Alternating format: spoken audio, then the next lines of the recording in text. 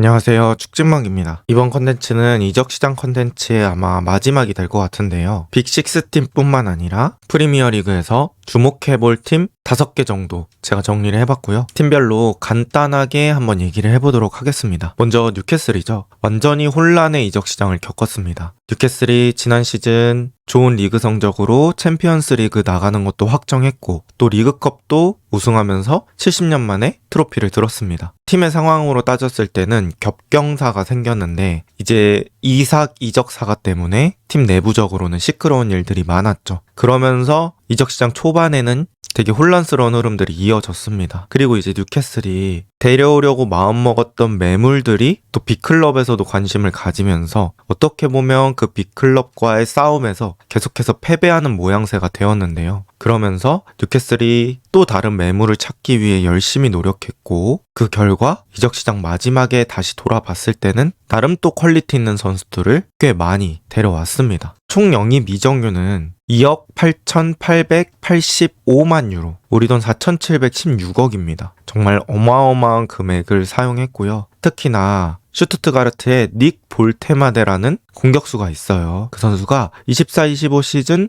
17골과 3개 어시스트, 리그만 따졌을 때는 12골을 득점했는데 이 선수한테 8,500만 유로를 투자했거든요. 우리 돈으로 한 1,400억 정도 내는데 사실 볼테마데가 이번 시즌 확 떴던 그런 선수이기 때문에 저 정도 금액을 투자하는 게 맞느냐 이런 것들은 또 체크를 해봐야 될 것 같고요. 또 엘랑가라는 선수는 비교적 이적시장 초반에 영입이 됐죠. 사실 뉴캐슬 오른쪽 윙어가 계속해서 고민이었고 지난 시즌에는 제이콥 머피가 잘해주긴 했지만 머피는 95년생, 나이가 이제 30대에 들어가는 상황이라서 또 제대로 된 윙어를 찾고 있었는데 노팅엄에서 좋은 모습을 보여줬던 엘랑가를 또 나름 큰 금액에 데려왔습니다. 그 다음에 브렌트포드에서도 이 위사라는 공격수를 데려왔고요. 위사는 지난 시즌 은베모와 함께 좋은 모습을 보여줬던 공격수입니다. 리그 19골을 득점했고요. 투톱 중에 하나, 스트라이커, 또 윙어 이런 것들까지 가능한 선수여서 멀티포지션으로 활용도 가능하고 또 프리미어리그에서 어느 정도 검증된 공격수를 데려왔다고 볼 수 있겠습니다. 그리고 이제 제이콥 램지라는 선수를 아스톤빌라로부터 데려왔는데요. 제이콥 램지는 왼쪽 윙어와 공격형 미드필더 가능한 자원입니다. 그 다음 말릭 치아우라는 센터백을 밀란에서 데려왔습니다. 사실 뉴캐슬 센터백 라인들이 나이가 좀 있었어요.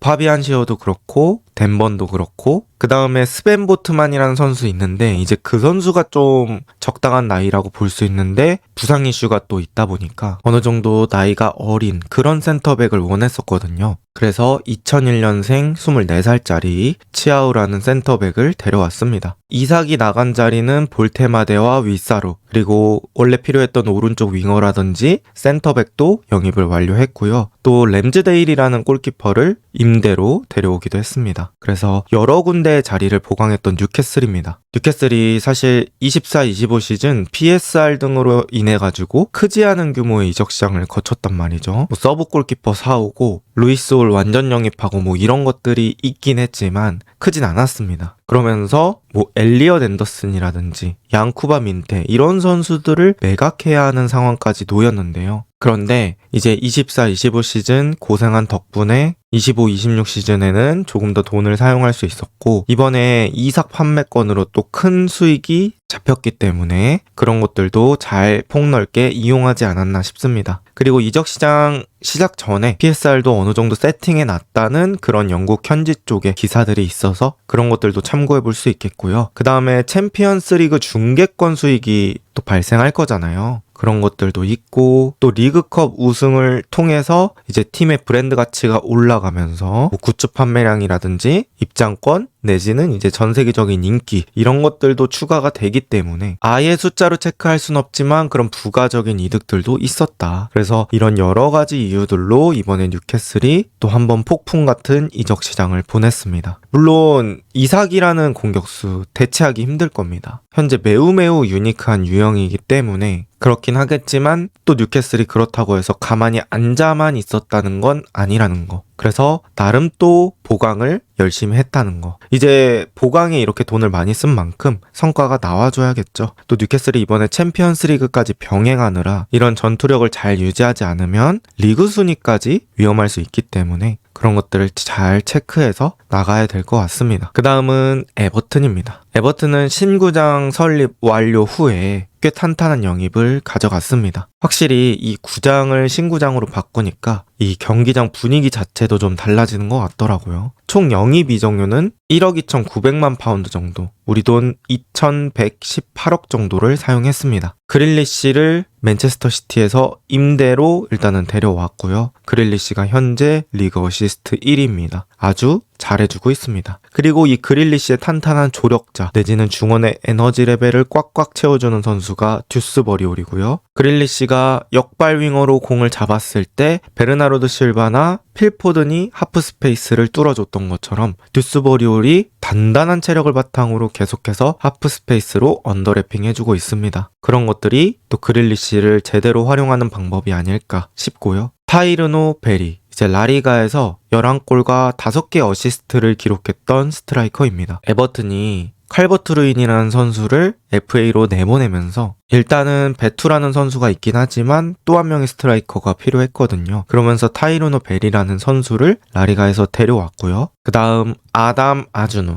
바이에른 미넨산 왼쪽 풀백이라고 볼 수 있을 것 같습니다. 그런데 지금 미콜렌코라는 선수가 있기 때문에 일단은 서브라고 봐야 될 것 같고, 아주누는 아직 성장이 완료되고 그런 선수는 아니기 때문에 추가적인 성장이 필요하지 않을까 싶습니다. 그 다음 칼버트 루인, 홀게이트, 애슐리 영, 두쿠레 이런 선수들은 FA로 각자의 팀을 찾아서 떠났습니다. 특히 애슐리 영 같은 선수는 되게 오랜 기간 동안 지금 축구 선수를 하고 있고요. 또 두쿠레도 지난 시즌 에버튼 팬들의 마음을 들었다 놨다 했던 선수인데 이번에 또 계약 만료로 떠나게 되었습니다. 지금 에버튼이 초반 기세가 되게 좋아요. 그래서 이런 초반 기세들이 계속해서 이어질 수 있을지 기대를 해보도록 하겠습니다. 그 다음 노팅엄 포레스트고요. 이제 노팅엄 포레스트가 어떻게 보면 숲을 상징하잖아요. 근데 저는 이번에 노팅엄 포레스트의 이적 시장이 이 병사들로 숲을 만드는 그런 이미지가 연상이 되더라고요. 이제 그 정도로 이적을 많이 했다, 이렇게 볼 수 있을 것 같고, 총 영입 이적료는 2억 3,600만 유로 정도, 우리 돈 3,868억입니다. 정말 어마어마한 이적료를 사용했고요. 입스위치에서 오마리 허친슨이라는 선수를 데려왔습니다. 입스위치에서 에이스라고 불릴 수 있는 선수들이 제 생각에는 공격 쪽엔 2명 정도 있었거든요. 첫 번째는 리암 델라, 두 번째는 이 오마리 허친슨이라는 선수인데 강등당한 입스위치에서 허친슨을 또 데려왔습니다. 그 다음에 볼로냐에서 단 은도이라는 윙어를 또 데려왔고요. 24-25 시즌 9골과 6개 어시스트를 기록했던 선수입니다. 그 다음에 메가티라는 공격형 미드필더를 맨체스터 시티에서 데려왔고요. 메가티를 데려오면서 모건 깁스 화이트, 메가티 공격형 미드필더 자리에 뎁스를 늘렸습니다. 또 허친슨까지 공격형 미드필더로 분류한다고 하면 또 공미의 숫자가 많아질 수 있을 것 같고요. 그 다음에 한 가지 특이점은 브라질의 보타포구라는 팀에서 4명의 선수를 한 번에 데려왔어요. 이게 저는 되게 독특한 부분이라고 생각을 했거든요. 이고르 제주스라고 그 클럽 월드컵에서 파리 생제르맹 상대로 득점했던 공격수 있고요. 그 다음에 자이르 쿠냐, 이 선수는 센터백과 라이트백을 볼 수 있는 선수라고 합니다. 그 다음 존 빅토르는 골키퍼고요. 쿠이 아바누는 레프트백인데 지금 다시 보타포구로 재임대를 보내놓은 상황입니다. 어쨌든 노팅엄 포레스트가 그 브라질 쪽 루트가 있었나 봐요. 그래서 보타포구에서 유망한 자원 내지는 프리미어리그에서 사용해 볼 만한 자원들을 4명 정도 데려왔다, 이렇게 보시면 될 것 같고, 그 다음에 진첸코도 아스날에서 임대로 데려왔습니다. 진첸코는 저는 되게 활용하기 나름인 선수라고 생각을 해요. 물론 이제 수비적인 리스크가 있지만 그런 수비적인 리스크를 잘 보완한다면 또 풀백이지만 패스 능력, 플레이메이킹 능력 이런 것들은 보유하고 있기 때문에 어떻게 활용하느냐에 따라서 또 달라질 수 있을 것 같고요. 그 다음에 사보나라는 유벤투스 출신 센터백을 데려왔습니다. 유벤투스에서 1726분 정도 소화했어요. 생각보다 많은 시간을 뛰었다고 볼 수 있을 것 같고요.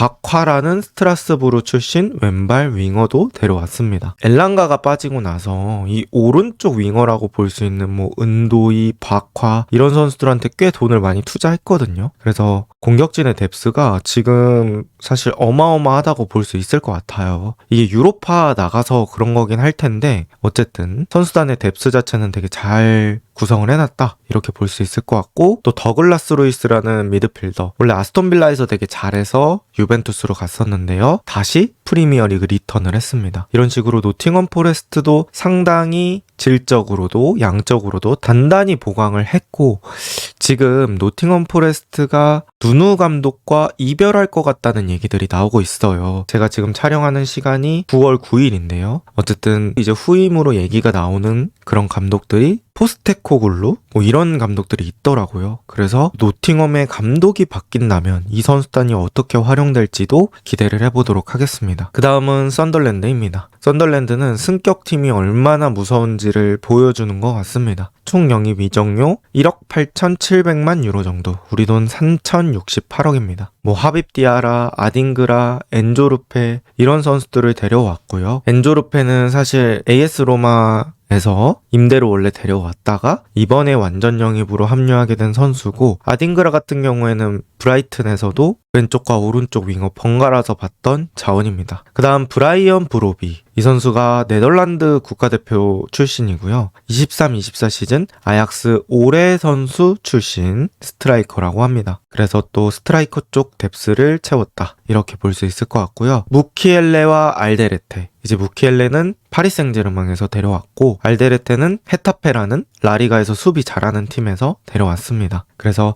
이런 선수들도 든든하게 데려오면서 엄청나게 영입을 많이 했고요. 지금 썬덜랜드 시즌 초반에 나오는 주전 3미들이 자카, 디아라, 사디키입니다. 이 선수들 모두 영입생이고요. 이제 그라니트 자카가 볼 배급이나 킥력적으로 무언가를 보여준다고 하면 디아라, 사디키가 자카의 보디가드처럼 옆에서 활동량도 채워주고 중원에서 많이 뛰면서 에너지 레벨을 올려주고 있습니다. 그리고 이런 미드필더 조합들이 서로가 서로를 잘 보완해주는 느낌이 있습니다. 그리고 로빈 루푸스라는 네덜란드 골키퍼가 왔고요. 최근에 또 국대도 발탁이 되었습니다. 제가 생각했을 때는 영입생 모든 키퍼들 중에서는 현재 루푸스가 가장 좋은 모습을 보여줬다고 볼 수 있고요. 헤인일두라는 레프트백, 아틀레티코 마드리드에서 FA로 데려왔습니다. 그 다음 헤르트로이다, 임대로 데려온 멀티 선수고요. 수비형 미드필더, 센터백, 라이트백 모두 가능한 선수입니다. 그리고 제가 이제 왼쪽에 가장 최근 브렌트포드전 선발 라인업을 가져왔어요. 여기서 붉은색으로 표시한 선수를 빼고는 모두 새로운 선수입니다. 그 정도로 뭐 이번에 썬덜랜드가 거의 승격하면서 팀을 바꿨다고 볼 수 있고요. 엔조르페 같은 선수는 지금 노란색으로 표시해놨는데, 저 선수는 아까 말씀드렸던 것처럼 임대로 미리 합류를 했기 때문에 노란색으로 쳐놓은 거고요. 어쨌든 웬만한 선수들을 다 새로운 선수로 만들면서 조직력을 갖추는 게 쉽지 않은데 썬덜랜드는 벌써 2승이나 거뒀습니다. 지금 상당히 기분 좋은 출발을 하고 있다고 볼 수 있을 것 같고요. 그 다음 벌리입니다. 벌리는 강력한 생존의지가 느껴지고 있습니다. 총 영입 이적료 1억 2,800만 유로, 우리 돈 2,100억이고요. 첼시산 3인을 또 데려왔습니다. 우고 축구, 브로야, 험프리스 이런 선수들 데려왔고, 우고 축구는 이제 수비형 미드필더 정도로 보시면 될 것 같고, 브로야는 스트라이커 자원, 험프리스는 센터백이나 사이드백 자원이라고 보시면 될 것 같습니다. 그 다음에 하르트만이라고 레프트백 선수가 있는데 또 페에노르트에서 데려왔고요. 그리고 지금 제이든 앤선이라는 선수가 또 벌리에서 득점을 책임져주고 있어요. 벌리 왼쪽 핵심 윙어라고 볼 수 있는데 이 선수를 또 본머스에서 데려왔습니다. 그 다음 수비진 강화를 위해서 시티에서 카일 워커, 그리고 골키퍼 두브라부카도 뉴캐슬에서 데려왔고요. 플로렌티노 루이스라는 수비형 미드필더를 벤피카로부터 임대해서 데려왔습니다. 이렇게 승격팀조차 뭐 2천억, 3천억 이렇게 쓰고 있는 리그가 지금 프리미어 리그라고 볼 수 있을 것 같아요. 그 정도로 어마어마한 자금력을 바탕으로 한 리그고요. 또 빅식스뿐만 아니라 이렇게 각자의 팀들도 영입을 해서 또 생존이나 자신들의 목표를 달성하기 위한 의지가 엄청나다, 이런 것들을 좀 말씀드리고 싶어서 만든 컨텐츠고요. 재밌게 봐주셨으면 좋겠습니다. 이번 영상은 여기까지입니다. 좋은 하루 보내세요.